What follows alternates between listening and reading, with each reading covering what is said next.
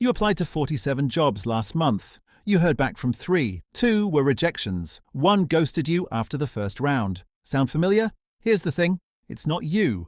Well, not entirely you. The system is fundamentally broken, and most job seekers are still playing by rules that stopped working 2 years ago.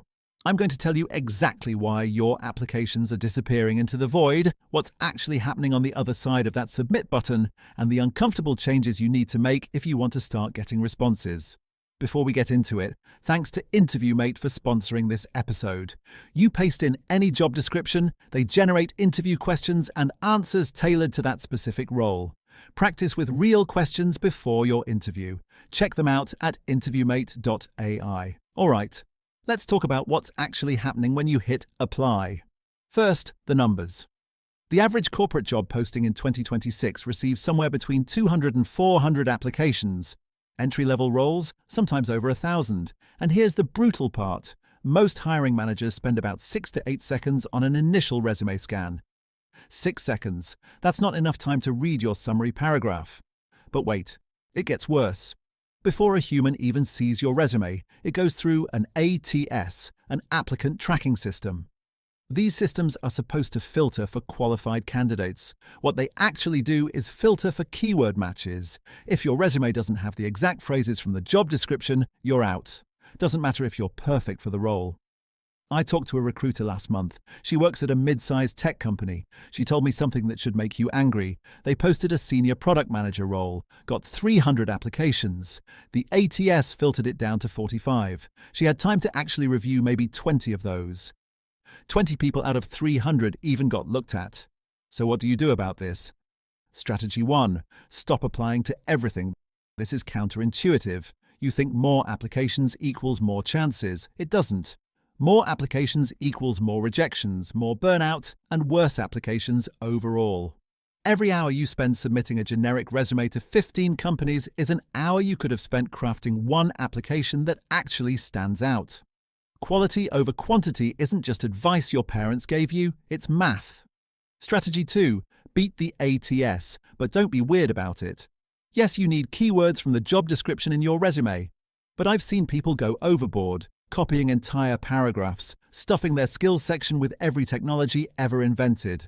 Recruiters notice this, it's a red flag. Here's the move. Take the 3 to 5 most important requirements from the job posting and make sure your experience section speaks directly to those. Use similar language. If they say cross-functional collaboration, don't say worked with other teams. Say cross-functional collaboration, but only if you actually did it. Strategy 3. The real secret is referrals. Networking is important. But let me give you the actual numbers. Employee referrals account for roughly 30 to 40% of all hires. Applications through job boards? About 5 to 10%. The math is brutal. A referral is 6 to 8 times more likely to result in a hire than a cold application. You don't need to know the CEO. You don't need to have gone to college with someone who works there. You need one person who can say, I talked to this candidate, they seem solid, maybe take a look. How do you get that? You reach out to people at companies you're interested in, not asking for a job. Asking for a 15-minute conversation about what it's like to work there. Most people say yes, and after that conversation, you have someone who can put your resume on the right desk. Strategy 4. Actually follow up. Most candidates apply and then wait, hoping, refreshing their email. This is passive. This is what everyone does. If you applied to a role you actually want, not just a spray and pray application, find the hiring manager or recruiter on LinkedIn. Send a short message. Not, I applied, please look at my resume. Something like, I recently applied for the senior analyst role. I've spent the last 3 years doing exactly this work at company, and I'm genuinely excited about your approach to specific thing the company does. Would love the chance to discuss how I could contribute. Strategy 5. Your LinkedIn profile might be killing your chances. Recruiters search LinkedIn constantly. They use Boolean searches, combining job titles, skills, locations. If your profile is sparse or outdated, you're invisible. But here's what I see all the time. People optimize their resume and ignore their LinkedIn. Then a recruiter finds them, clicks through, sees a profile that doesn't match the resume, and moves on. Consistency matters. Also, your headline. Stop making it just your current job title. Marketing manager at XYZ Corp tells me nothing about what you're good at.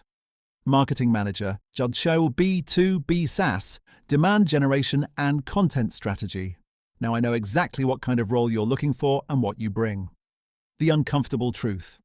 Look, some of this is luck, timing, whether the hiring manager had a good morning, whether their first choice candidate accepted another offer. You can't control all of it. But you can control how you spend your time. You can control whether you're sending generic applications or targeted ones. You can control whether you're sitting back and waiting or actively building relationships that lead to opportunities. The job market in 2026 is not fair. It's not meritocratic.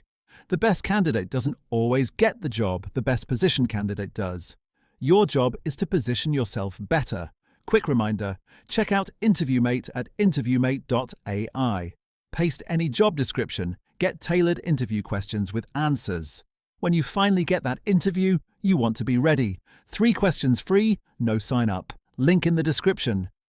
If this episode helped you, share it with someone who's in the job search trenches right now. They probably need to hear this. See you next week.